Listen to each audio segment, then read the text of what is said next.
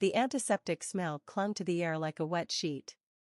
My son's tiny weight lay on my chest, all downy hair and squeaky breaths, while the monitor traced a lazy green heartbeat that wasn't mine. A nurse adjusted my blanket and whispered, "You did great, Mom," before gliding out and closing the door with a rubbery thud. I kissed the warm crown beneath my chin. "Hi, Noah," I breathed, tasting salt and relief. For a minute, the world shrank to his slow, perfect inhale. Ethan stood near the window, shoulders squared to the city's gray skyline, his hospital bracelet peeking from his sleeve. He looked like a man waiting for a cab, alert, distant, rather than a father watching his firstborn yawn. "We did it," I said, smiling with cracked lips. He nodded once. The expression didn't reach his eyes. That's when I noticed the suitcase. It was tucked under the visitor chair, a charcoal hardshell with a scuffed corner I didn't recognize from home. My foggy brain tried to make sense of it. "Did you pack for the hospital?" I asked, aiming for a laugh. "I told you, dads don't need 3 changes of clothes." He didn't smile. His phone lit up on the windowsill, casting a cold rectangle across his face. He turned it face down like it had burned him. "Emma," he said, voice flat. He took 2 strides and stopped at the foot of my bed, hands gripping the metal rail. "I need to tell you something before we go home." "Okay," I said, adjusting Noah with my one free hand. My body felt stitched together with fishing line. "If it's about the car seat, it's in the trunk. My mom can." "I'm leaving." He said it like a diagnosis. No preamble, no tremor. The fluorescent hum filled the space where my reply should have been. For a second, I thought he meant fresh air, the vending machine, a coffee run. "Leaving where?" I asked, and there was a stupid hope in my voice that embarrassed me even as it escaped. "Not the room," he said. "Us." He glanced at the door, then back at me, as if he'd rehearsed this angle, these words. I felt Noah's breath stutter against my collarbone, and I made a little tent with the blanket over his back like that could shield him. "Is this a joke?" I whispered. Is this about the labor?" I know it was a lot. I screamed. I said things I didn't mean. "It's not that." He rubbed his thumb over his ring, then dropped his hand as if he'd been caught. "I should have said something earlier. I didn't want to complicate the delivery." The last word made me laugh, a thin, unhappy sound that turned into a cough. Complicate the delivery. Like he was discussing a delayed package. A different nurse came in to check my blood pressure. Ethan stepped back and let her clip the cuff around my arm, her cheerful chatter skipping across the surface of the room while I drowned quietly underneath. "Dad, would you like to hold him?" she offered, oblivious. Ethan's mouth twitched. "I'm good," he said, eyes on the door. The nurse raised an eyebrow, scribbled something, and left us alone again. "Look at him," I said, shifting the blanket so he could see Noah's scrunched, solemn face. "He has your ears." The plea in my voice embarrassed me, but I kept talking because silence would make the words real. "We're just tired." "You're scared." "People get scared." "We can figure this out next week, or next month. My mother will help." "We can sleep in shifts." "We can." "I can't," he said, and it broke something simple inside me, like a pencil snapped clean in two. He glanced at the suitcase. "I've got a hotel near the office for a few days." I made arrangements." I pictured him zipping that case while I packed the hospital bag alone on our bed, folding onesies as the contractions crept closer, and the room tilted. He reached into his pocket, set the parking ticket and a crumpled receipt on the tray table as if that counted as an offering. "I'll sort the paperwork," he added, clinical again. Then he pressed the call button and muttered, "You should have someone come sit with you." My throat went tight. I wanted to ask 1,000 questions. When did you stop loving me? Was there a specific Tuesday? Did I miss the sign? But all I said was, "Ethan, don't go." A shadow of something, pity, crossed his face and vanished. He lifted the handle of the suitcase and the wheels whispered across the linoleum. For a second he hesitated at the door, like there was a version of our life just on the other side if he turned back. The hinge clicked. The door sighed shut. Noah sighed, too, and slept on, unaware that a line had been drawn through our family with a single sentence. I stared at the seam of light under the door until it blurred, the monitor's steady beep insisting the world was still functioning even if I wasn't. I kissed the top of my son's head and tasted metal. I thought I was empty, but the emptiness kept deepening, like an elevator with no bottom. When Ethan spoke again, when he finally chose his one spare explanation, it would freeze me harder than the hospital air. But that would come after the door opened once more. The door creaked open just enough for Ethan's face to appear again, pale against the hallway's fluorescent glare. For a fleeting second, my chest lurched with a wild, fragile hope, maybe he'd changed his mind, maybe he realized the weight of what he had just done. But when his lips parted, there was no warmth, no second chance in his tone. "This is for the best, Emma," he said, voice clipped and almost businesslike. He stepped fully into the room, dragging the suitcase behind him, and shut the door softly, like he didn't want to disturb the sleeping baby.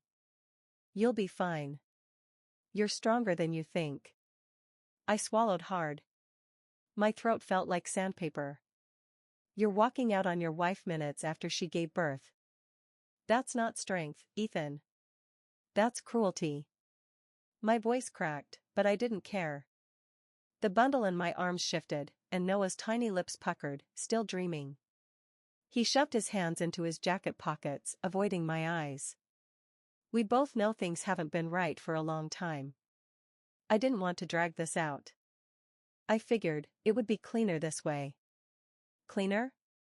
I almost laughed, but the sound came out like a sob. "You mean easier for you. You don't want to deal with sleepless nights, dirty diapers, my recovery, any of it. You want to pretend none of this happened." For the first time, his eyes flicked toward Noah.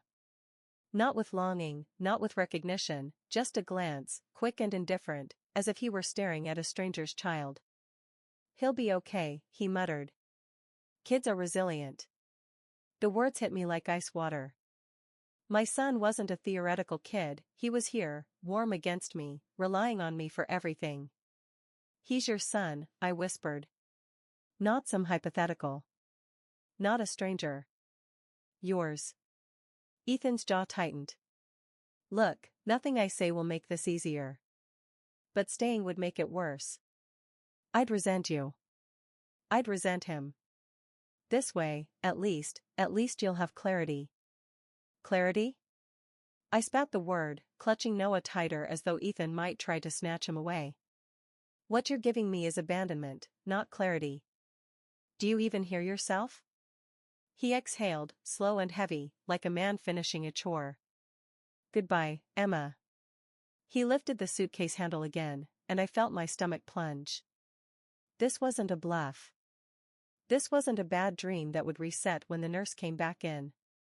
He was really doing it. The door clicked shut behind him for the last time.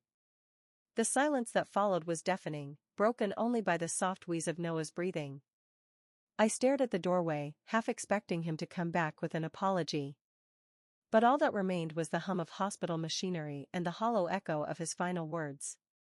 I lowered my lips to my son's head and let the tears fall freely, hot and relentless. "It's just you and me now," I whispered into his downy hair. But as the weight of Ethan's absence sank in, so did a terrifying question: how could I possibly face the next day, let alone the rest of our lives, alone? And yet, as night settled over the hospital room, I knew this was only the beginning of a storm I hadn't even begun to understand. The nurse returned later that evening, her face softening when she saw my red eyes. "Your husband left early?" she asked gently, checking Noah's vitals. I nodded, unable to speak. She squeezed my hand. "You're not the first, hon, but you'll get through it. Call if you need anything." Her kindness was a small anchor in the chaos, reminding me that the world hadn't completely abandoned me. When the nurse wheeled me out of the hospital 2 days later, the air felt heavier than it ever had. The sky was overcast, swollen with clouds, and I swear it mirrored the weight pressing on my chest. My mother walked beside me, silent, pushing the car seat in her hands. She kept throwing me worried glances, but neither of us spoke about Ethan. His absence filled every corner of the moment, louder than words ever could. As we drove home, she finally broke the silence. "We'll figure this out, Emma. You and Noah come first now."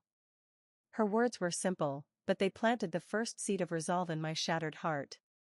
The first night at home was a blur of feeding, rocking, and staring blankly at the ceiling while Noah's soft whimpers pierced the quiet. Every time I closed my eyes, I saw Ethan's suitcase rolling away, heard the flat "Goodbye, Emma." I told myself I needed to stay calm for my baby, but I was unraveling with every hour. My body still ached from labor, my mind throbbed with exhaustion, and my heart felt like a cracked window in the middle of winter. I remember sitting on the edge of my bed, Noah cradled in my arms, while the lamp cast a pale circle of light on the wall. "It's okay, Mommy's here," I whispered, though my voice shook more than his cries did. He had no idea his father had left. No idea he'd been born into a fractured home. That innocence cut me deeper than any blade ever could. My phone stayed silent. Not a single call, not a single message from Ethan. Instead, I scrolled through endless feeds of smiling couples, congratulatory balloons, fathers kissing mothers on the forehead in hospital photos. I couldn't stop comparing. My husband hadn't even looked at Noah properly, let alone held him. The contrast fueled a quiet rage that kept me going when despair threatened to win. One night, as Noah finally drifted off in his bassinet, I curled into a ball and let myself break. I pressed my face into the pillow and sobbed until my throat was raw. "Why us?" I begged into the darkness. "Why now?" The silence that answered was brutal, as if even God had turned away. I thought of calling Ethan, just to scream, just to demand an explanation, but I couldn't bear the possibility of his cold voice telling me again that he'd made the right choice. Instead, I lay awake, staring at the cracked ceiling, wondering how a person could vanish from your life so quickly and leave you carrying not just the weight of a newborn, but the weight of betrayal. In those dark hours, I began to piece together the signs I'd missed: his late nights at work, the distant stares during my pregnancy, the way he'd stopped touching my belly when Noah kicked. Days blended into nights. I fed, changed, rocked, and cried. My body moved automatically, but my spirit felt like it was withering. Friends sent cheerful texts, "How's the baby?" But I couldn't bring myself to answer. I didn't want anyone to see how broken I was. By the end of that first week, something inside me shifted. Staring at Noah's tiny hands curling around my finger, I realized he was the only constant I had left. He needed me, whether I felt strong or not. And though the loneliness was suffocating, I clung to him like a lifeline. Still, in the quiet moments, I couldn't shake one thought: Ethan's disappearance wasn't sudden. It was planned. No one packs a suitcase in advance for a spur-of-the-moment decision. And the more I replayed it, the more questions clawed at me. What had he been hiding? Who was waiting for him outside that hospital? The answers, I sensed, were out there, buried in the digital trails he'd left behind.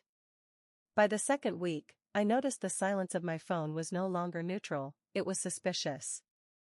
Ethan hadn't called, hadn't even sent a token message about Noah. Nothing. My gut told me this wasn't just indifference, it was avoidance. Late at night, when Noah finally slept, I found myself scrolling through Ethan's social media, half hoping to find some hidden clue, half dreading what I might see. At first, his profile looked clean. No posts, no updates. But then I noticed the comments, little hearts and inside jokes left by someone I didn't know. A woman named Claire. Her name popped up more than once, sometimes under photos from months ago. She'd written things like, "You look so happy here," and "Best night ever 2 hearts." Each comment felt like a punch to the chest, especially when I clicked on her profile and saw her bio, "Living my best life with my favorite person." The timestamps aligned too perfectly with Ethan's overtime excuses. One evening, I sat at the kitchen table with Noah asleep in his bassinet beside me, and I whispered into the silence, "So that's why you left." My hands trembled as I scrolled further. There were photos tagged by others, office gatherings, group dinners. And there she was, always in the background, always close to him. Smiling too widely, standing too near. One photo even showed them at a weekend getaway, arms linked, dated just weeks before my due date. I remembered the suitcase, the calm way he'd announced his departure. He hadn't been running away from responsibility, he'd been running towards something else. Someone else. The realization made my stomach churn. You were already gone before I even knew it, I muttered. A part of me wanted to message her, to demand answers. I even typed it out once, "Are you the reason my husband left me and our newborn son?" But I couldn't bring myself to hit send. Instead, I deleted it and sat there staring at Noah's sleeping face, torn between rage and despair. What if she didn't know about me? What if she was just another victim of his lies? My mother noticed my hollow expression at breakfast the next day. "You barely touched your food," she said softly. I wanted to tell her everything, to spill out the betrayal clawing at me, but the words stuck in my throat. If I spoke it aloud, it would become undeniable. Still, the suspicion gnawed at me. When I lay awake at night, Noah pressed against my chest, I couldn't stop replaying Ethan's indifference, his rehearsed goodbye, the way he'd avoided looking at our son. It was all too neat, too practiced. He'd planned his escape. He'd planned her. And deep down, beneath the hurt, a dangerous resolve began to form. If he thought he could walk away without consequences, he was wrong. I didn't know what I'd find yet, but I knew this trail of whispers and digital footprints was just the beginning of the truth he never intended me to discover. Little did I know, Claire's role would unravel even more secrets, including how Ethan had been juggling two lives for nearly a year. The truth came at me in fragments, each one sharper than the last. One afternoon, while Noah napped in his bassinet, I sat hunched over my laptop with a cold cup of coffee untouched beside me. I typed Ethan's name into every corner of the internet I could think of, old work photos, LinkedIn updates, even tagged posts from mutual friends. That's when I saw it, a candid shot from an office party 6 months ago. Ethan's hand wasn't on his drink or in his pocket, it was resting casually on the lower back of Claire, the same woman whose comments I'd seen online. My stomach lurched. I zoomed in as if proximity could erase the obvious.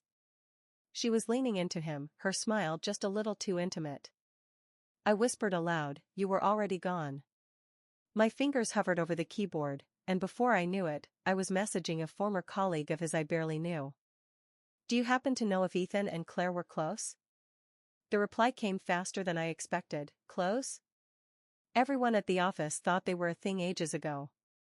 "Wait, you didn't know?" "It started last year, around the time he got that promotion. They were discreet, but not that discreet."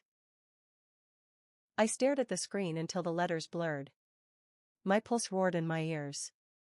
I wanted to scream, to throw the laptop across the room, but Noah stirred, whimpering softly, and I forced myself to stillness. I lifted him into my arms, pressing his tiny body against my chest. "He did this to us," I murmured into his hair. "He chose her." The timeline hit me hardest. It meant he'd been cheating through most of my pregnancy, smiling at ultrasounds by day and sneaking off by night. That night, I confronted Ethan through a shaky phone call. He actually answered, his voice low, cautious. "Ethan," I said, forcing each word past the lump in my throat, "how long has it been going on?" A pause. Then, flatly, "You don't want to do this, Emma." "I deserve to know," I snapped, tears burning my eyes. "Were you with her before Noah was born? Before you left me in that hospital bed?" Silence stretched so long I thought the call had dropped. Then he muttered, "It doesn't matter. What's done is done." "It matters to me," I shouted, startling Noah awake. His cries filled the room, and I rocked him while holding the phone away. "You were building a life with her while I was carrying your son. You lied to me every single day." "I'm not having this conversation," he said coldly. And then the line went dead. I sank onto the edge of the bed, clutching Noah, my whole body trembling. The betrayal felt unbearable, not just the leaving, but the deliberate deception, the secret affair carried on while I prepared to bring our child into the world. He'd even used our joint savings for business trips that were really weekends with her, as I'd later discover from bank statements. For the first time, the sadness inside me shifted into something harder, hotter. Anger. If Ethan thought he could discard us like an old coat and walk into his shiny new life, he was mistaken. I would not let him erase me, erase Noah. And though I didn't yet know how, I swore in that moment that I would fight, not for Ethan, but for the future he thought he'd stolen from us. But before I could fight, I had to survive. And that meant clinging to Noah and proving to myself, day by day, that we didn't need Ethan's lies to keep breathing. I started by blocking his number and Claire's profile, vowing to focus on healing rather than obsessing. The morning after that phone call, I woke up with swollen eyes and a chest that felt hollow, like something vital had been scooped out. Noah stirred beside me, his tiny fists flailing until I pulled him close. His warmth seeped into me, grounding me, reminding me that even if I felt broken, I couldn't afford to shatter. "I'm all you have," I whispered, kissing his forehead. "And you're all I have." "That's enough." Saying it aloud was like making a pact with myself, even if my voice shook. The first weeks were brutal. My body still hadn't healed, and the nights blurred into endless feedings and diaper changes. Sometimes I would stare at the clock at 3 a.m., rocking Noah in the dark, and wonder how Ethan could sleep soundly somewhere else while I was drowning. Anger gave me fuel when exhaustion threatened to swallow me. Every bottle I prepared, every tiny onesie I washed, felt like a defiance. "You left us, but we're still here." One afternoon, when Noah finally napped, I sat with my mother at the kitchen table. She looked at me with cautious eyes. "Emma, you can't keep going like this alone. You need support. Financial, too."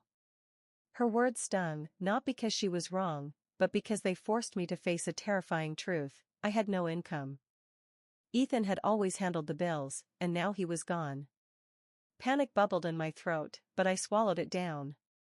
"I'll figure something out," I said firmly, more to myself than to her. That conversation led me to apply for government assistance programs, which bridged the gap until I could stand on my own. That night, I whispered to Noah while rocking him, "I'll fight for you, baby. Whatever it takes. You'll never feel abandoned." My resolve hardened into something like steel. I began searching for remote work, anything I could do from home while caring for him. It was clumsy at first, my brain foggy from sleep deprivation, but each job listing I clicked on made me feel just a little less powerless. The first time I earned $50 from a freelance project, I cried, clutching Noah close. "See? We'll be okay," I told him, though tears streamed down my face. It wasn't much, but it was proof that I could still stand on my own 2 feet. But the struggle was constant. There were moments I wanted to give in to despair, moments I wanted to call Ethan and beg him to return, not because I wanted him, but because I was terrified of failing Noah. Each time, I stopped myself. I refused to let my son grow up seeing me as weak, waiting for someone who chose to walk away. Instead, I joined an online support group for single moms, where stories of resilience inspired me to keep pushing. And though I didn't know it then, the fight I had just begun, scraping together income, holding our tiny world together, was only the first battle. Because the past has a way of colliding with the present, and Ethan's shadow wasn't done with us yet. His one spare explanation, the real reason he'd waited until after the birth, would come out in the most unexpected way. It happened on a gray Thursday afternoon, the kind of day when I was too exhausted to care about anything beyond diapers and formula. Noah was strapped in his stroller, fussing as I hurried through the grocery store, my list half forgotten. I turned the corner near the produce aisle, and then my heart slammed into my ribs. There he was. Ethan. Laughing. His hand rested on the small of her back, Claire, the woman from the photos, the one whose name I could barely say without choking. She leaned into him, whispering something that made his shoulders shake with amusement. He looked happy. Lighter than I'd ever seen him when we were together, as though fatherhood and marriage had been the chains holding him down. I froze, my knuckles wide on the stroller handle. My instinct screamed at me to turn around, but it was too late. He saw me. His smile faltered, then disappeared altogether. For a second, we just stared at each other across the glossy piles of apples and oranges. "Emma," he said flatly, approaching like a man facing an awkward acquaintance, not his wife, the mother of his child. I swallowed hard, my voice trembling. "This is your son, Ethan." I pulled the stroller slightly forward so Noah's chubby face was visible. He blinked up at the fluorescent lights, completely unaware of the storm around him. Ethan's companion raised her eyebrows, curiosity flashing in her eyes, but he didn't even glance down. He shoved his hands into his pockets. "Now's not the time," he muttered, glancing nervously at her as though my presence were an inconvenience. My chest tightened. "Not the time?" I hissed. "He's your son. You walked out on us the day he was born. And you can't even look at him?" The woman shifted uncomfortably, but Ethan kept his jaw tight. "This isn't the place, Emma," he said sharply, his voice low. "Don't make a scene." I almost laughed, a bitter, broken laugh. Don't make a scene? As though I had been the one to humiliate us, as though dragging a suitcase out of a hospital room wasn't already a scene burned into my memory forever. Noah began to fuss louder, his little hands pushing against the stroller straps. I bent down, cooing to him, pressing a kiss to his forehead. When I straightened, Ethan's eyes slid away from both of us, back to her, and in that moment, I knew the truth, we were invisible to him. "You made your choice," I said, my voice icy. "Just remember, you left more than me behind." His jaw twitched, but he didn't reply. Instead, he turned, murmured something to her, and together they walked away, their backs disappearing into the glow of the dairy aisle. I stood there trembling, torn between rage and despair. But as I pushed Noah's stroller forward, one thought settled deep in my bones: if Ethan wouldn't even acknowledge his own son, then it was time for me to stop expecting anything from him. What I hadn't realized yet was that his coldness was only the beginning, it would get worse. Much worse. And Claire's uneasy glance back at me hinted she was starting to question his stories too. I barely slept that night after seeing him in the store. Every time I closed my eyes, I saw Ethan's face, the blankness in his expression when he looked at Noah, the quick way his gaze darted back to her as though my son didn't even exist. That indifference cut deeper than all the arguments, all the slammed doors of the past. Anger I could handle. Hatred, even. But his absolute nothingness toward the child we'd created together, it hollowed me out. The next day, I found myself replaying the scene while feeding Noah. "Your dad didn't even blink at you," I whispered, stroking his tiny cheek. "You smiled, baby. You looked at him. And he didn't care." Tears slipped down my face, landing on Noah's blanket, but he gurgled softly, reaching for my finger with his hand. In that moment, I realized that while Ethan saw nothing, Noah saw me. I was the one he turned to, the one he trusted. That had to be enough. Still, the memory gnawed at me. I called my friend Mia later that week, desperate to unload the storm inside me. He looked at me like I was a stranger. "Mia," I said, pacing the living room while Noah slept. "Like our years together, our wedding, our baby, it meant nothing." Her sigh crackled through the line. "Emma, some people are cowards. They don't know how to face the mess they've made, so they act like it doesn't exist." "It's not about you. It's about him." "I don't know if that makes it better or worse," I admitted, sinking onto the couch. "It means he's already gone," she said softly. "You need to stop holding your breath, waiting for him to turn back. He won't." I wanted to argue, but deep down, I knew she was right. Ethan had crossed a line I could never uncross. When he walked out of that hospital room, he'd taken my trust with him. And when he ignored his own son in that grocery store, he killed whatever tiny ember of love was still flickering inside me.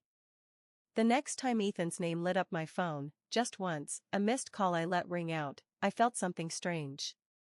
Not dread. Not hope. Just emptiness. The realization startled me. Maybe I was finally starting to let go. But to fully release, I dove into therapy sessions online, unpacking the gaslighting I'd endured during our marriage, how he'd made me doubt my own perceptions to hide his affair. But letting go didn't mean life would magically get easier. Bills were piling up, and I knew I couldn't live on scraps of freelance work forever. I needed a plan. I needed to build something stable for Noah and me, even if it terrified me to start from scratch. So as I tucked my son into his crib that night, I whispered, "We're going to find a way, baby. Just you and me." My chest was still heavy with grief, but somewhere in the cracks, the faintest glimmer of determination began to take root. That determination led me to enroll in an online course for graphic design, turning my old hobby into a potential career. The bills on the kitchen counter stared back at me like silent accusations. Each envelope was another reminder that life didn't pause for heartbreak. Formula, diapers, rent, it all demanded more than the scraps of freelance work I was scraping together. I sat there one night with my laptop open, Noah asleep in his bassinet beside me, and made myself a promise: I wouldn't let us drown. I started small. Late at night, between feedings, I applied for online gigs, data entry, tutoring, even caption writing. At first, it was humiliating, earning pennies for hours of work, but every little payment that landed in my account felt like proof I wasn't powerless. When I earned enough in a week to cover Noah's formula, I actually cried from relief. Still, I couldn't do it alone. I called Mia one morning after another sleepless night. "I'm drowning," I admitted, my voice cracking. "I can't keep up with everything, the baby, the house, the work. I feel like I'm failing at all of it." Her voice was steady. "You're not failing, Emma. You're surviving. But you can't do this without help. Let me come over. I can watch Noah while you work." When she came by that afternoon, holding coffee and smiling at Noah like he was her own, I felt something shift. It wasn't weakness to accept help, it was survival. Watching her rock him while I answered emails gave me a tiny glimpse of balance I hadn't thought possible. Mia even connected me with a local daycare subsidy, easing the financial strain. I also swallowed my pride and asked my mom to stay a few nights each week. She didn't hesitate. "Of course, honey," she said, her voice firm. "You're not alone in this, no matter what he did." One evening, after I put Noah to bed, I sat by the window with my laptop glowing on the table and felt the strangest thing: hope. My life wasn't what I had planned, but maybe it could still be rebuilt. Piece by piece. Day by day. As I closed my eyes, I thought, this is our new beginning. But deep down, I knew beginnings rarely came without complications. And soon enough, someone unexpected was about to step back into my life, the last person I ever thought would be on my side. That person would also reveal Ethan's deepest secret, the real reason he'd timed his exit so precisely. It was a quiet Tuesday morning when my phone rang with an unfamiliar number. I almost didn't answer, spam calls had become a daily annoyance, but something made me swipe anyway. "Emma?" The voice on the other end was gravelly, older, and achingly familiar. For a moment, I couldn't place it. Then it clicked. "Richard?" I whispered. "My ex-father-in-law. Ethan's dad." "Yes," he said, clearing his throat. I hope this isn't a bad time." I glanced at Noah, who was babbling in his playmat, his chubby hands reaching for the dangling toys. No, it's fine." "What's going on?"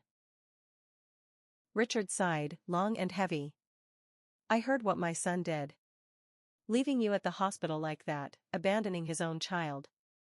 I can't even begin to tell you how ashamed I am. I raised him better than that." His voice cracked at the edges, something I'd never heard from him before.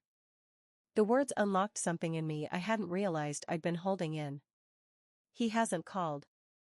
Not once. Not to ask about Noah, not to see if we're okay. It's like he erased us." My voice shook. "And now I'm trying to figure out how to do this alone." There was a pause on the line before Richard spoke again, quieter this time. You won't have to do it alone. I can't undo what Ethan has done, but I can be here. For you. For my grandson. If you'll let me. Tears welled in my eyes so quickly I had to press my hand to my mouth. You really mean that? I do, he said firmly. I want to meet Noah. I want him to know he still has family that cares. And if you need help, with money, with babysitting, with anything, you call me. Please. For a moment, I couldn't speak. This was the same man who, years earlier, had toasted me at our wedding with pride in his eyes. Now, even with his son gone cold, he was reaching out with compassion Ethan never showed. When we finally hung up, I sat on the floor beside Noah, stroking his soft hair. You have a grandpa who loves you, I whispered. For the first time in weeks, the heaviness on my chest eased just a little. But even as I held on to that comfort, Richard's words lingered. He said he heard what Ethan did. That meant people were talking. That meant Ethan's choices weren't as clean and hidden as he thought. And soon, I would learn just how messy his new life had already become, and why he'd chosen that exact moment to leave, not just the affair, but a web of financial fraud he'd hidden from everyone, including Claire. Richard came by the following weekend, carrying a teddy bear almost half the size of Noah. I laughed despite myself as he placed it gently on the couch, then leaned over the bassinet with tears in his eyes. He looks so much like you, he whispered. The tenderness in his face was a balm I hadn't known I needed. Over coffee at the kitchen table, he finally said what had been heavy on his mind. Emma, I have to tell you something. Ethan's not the man he pretends to be. Not anymore. My stomach tightened. What do you mean? Richard rubbed his forehead. I've been hearing things from people at his office. He's been reckless. He took out loans, big ones. Credit cards maxed out. He wanted to impress her, that new woman. He's been living like money grows on trees, but he's sinking himself. And there's more, he embezzled from his company to fund it all. Small amounts at first, but it added up. That's why he waited until after the birth. He knew an audit was coming and wanted to be free before it hit. I gripped the mug so tightly it burned my palms. Loans? Embezzlement? But, he was always so careful. He used to lecture me about saving for the future. Richard nodded grimly. That was before. Now, it's all about appearances. Fancy dinners, trips, new furniture. He thinks he's building a dream life, but the truth is catching up to him. The company is investigating, he could face charges. I shook my head, disbelief mixing with anger. So he left me and his son for debt and lies. Perfect. And the embezzlement, did Claire know? Richard shook his head. From what I hear, no. He kept her in the dark too.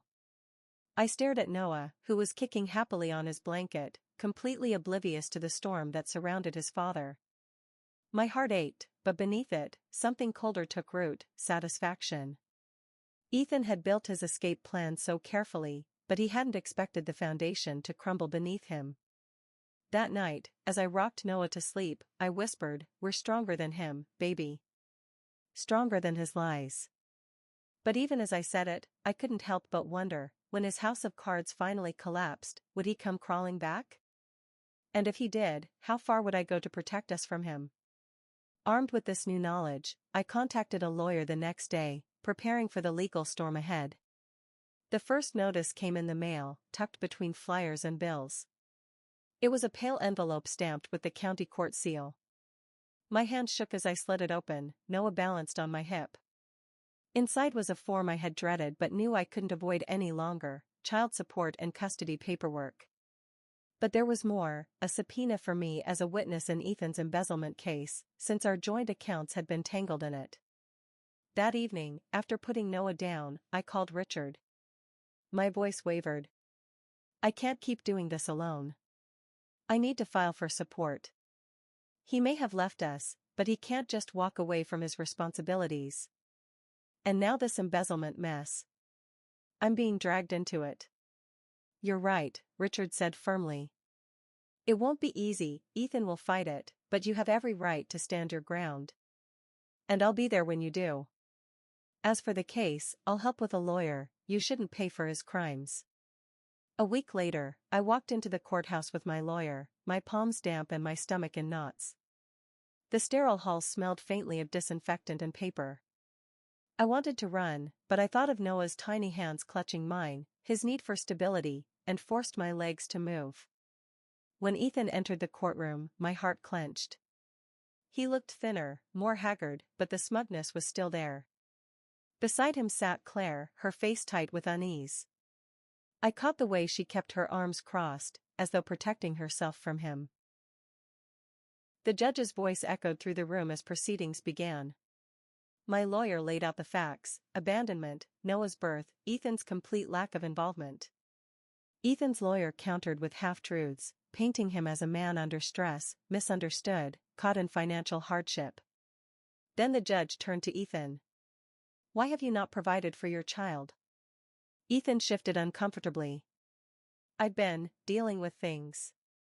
Money is tight. My lawyer pounced. Tight? Or squandered on luxury apartments, trips, and dinners?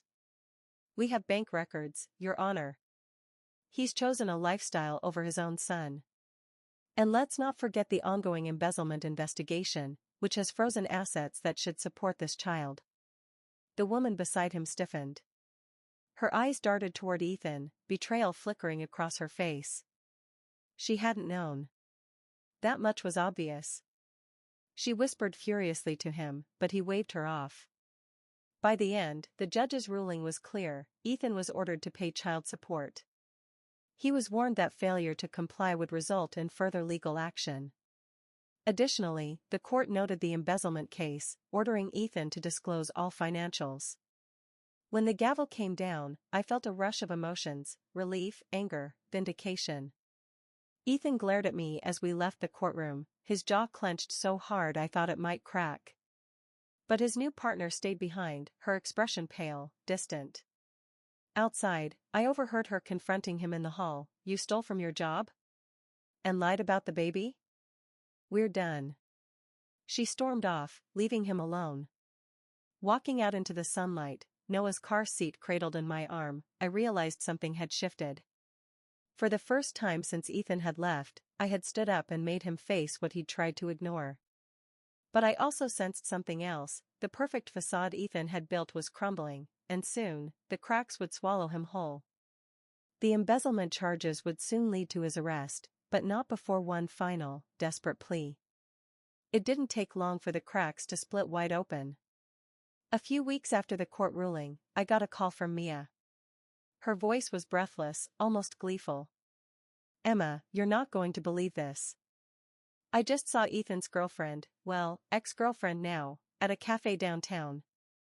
She was crying to someone about him. Apparently, she found out about the debts, the court case, everything. And the embezzlement was the last straw. She's cooperating with the investigation. My heart skipped. She left him? Left him, Mia confirmed. Packed up her stuff, told him she wasn't going to raise another woman's baby indirectly or drown in his mess. She's done. I sank onto the couch, pressing a hand to my chest. For weeks, I'd been imagining them living in some glossy fantasy, while I was up at 3 a.m. soothing Noah through colic. Now, the fantasy had imploded. The confirmation came days later. Richard stopped by with groceries and shook his head as he set them on the counter. He called me, he said grimly. Begged for money. Said she left him. Said he has nothing. The police are closing in on the embezzlement, he might face jail time. I almost laughed, but the sound caught in my throat. Nothing? He had us. He chose to throw it away. Richard's face softened. I told him exactly that. And I told him he won't see a dime from me until he learns what responsibility means. That night, as I rocked Noah to sleep, I thought about Ethan alone in his expensive apartment, the bills piling up, the silence pressing in. Once, that thought would have broken me. Now, it didn't bring joy, but it did bring clarity. He was reaping what he'd sown.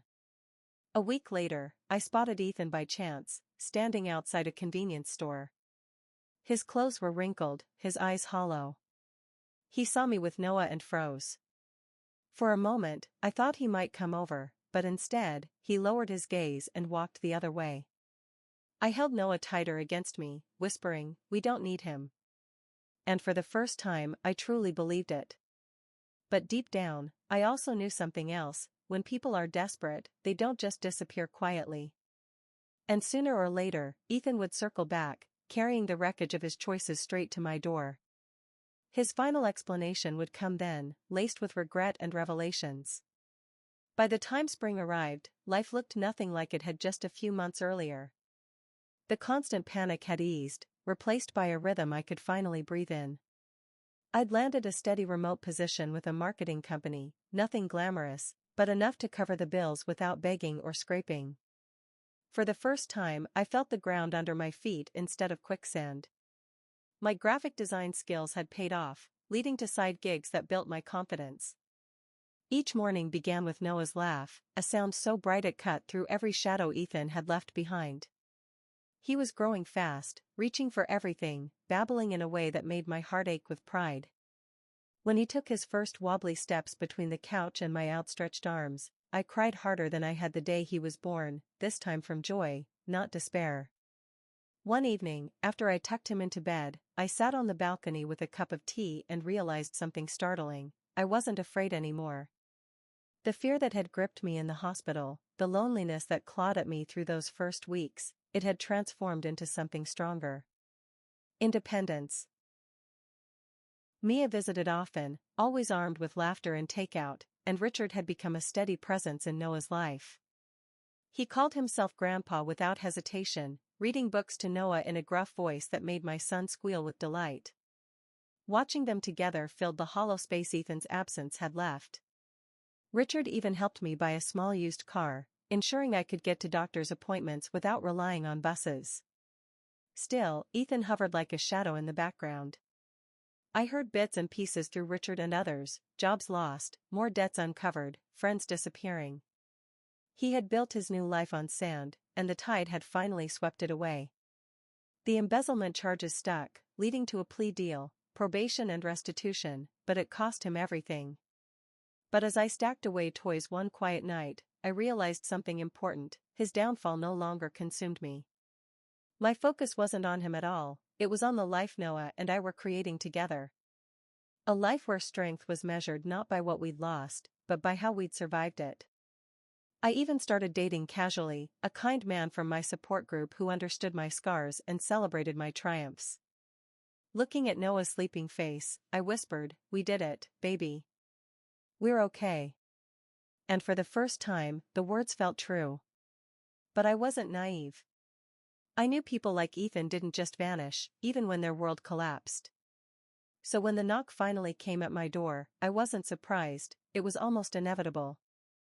What surprised me was how calm I felt when I opened it.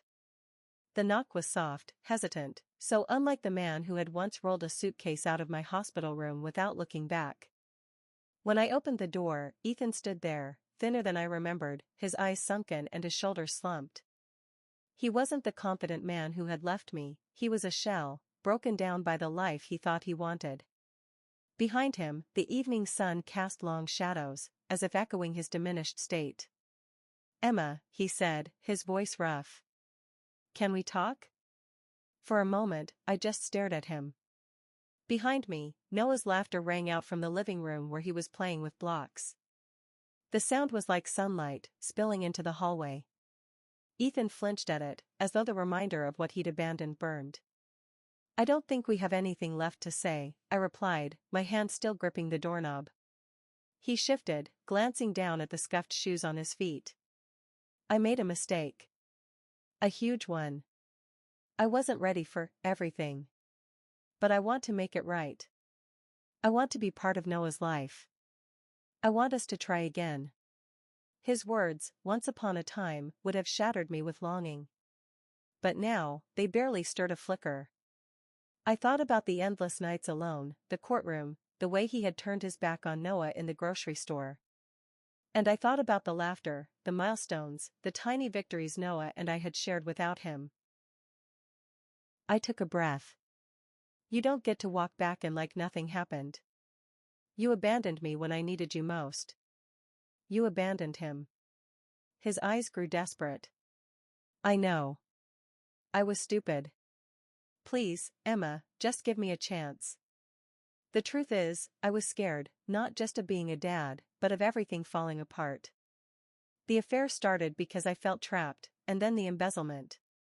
I did it to keep up appearances, to feel like I had control. But it spiraled.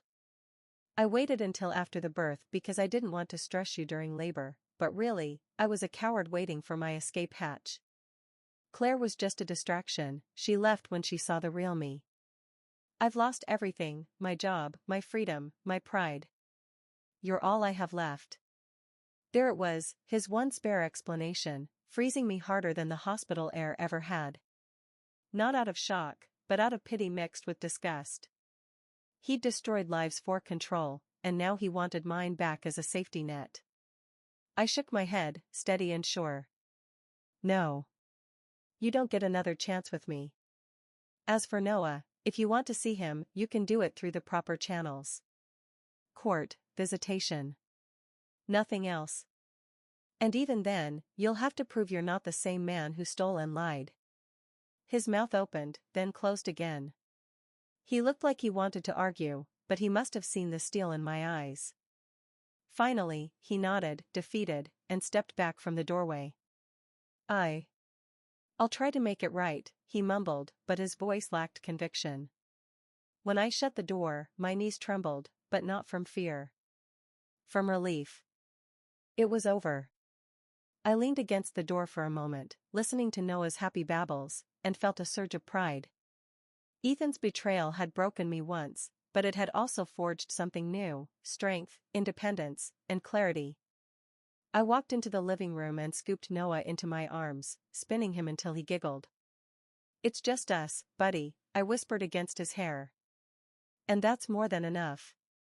For the first time, I didn't feel like I was surviving. I felt like I was starting.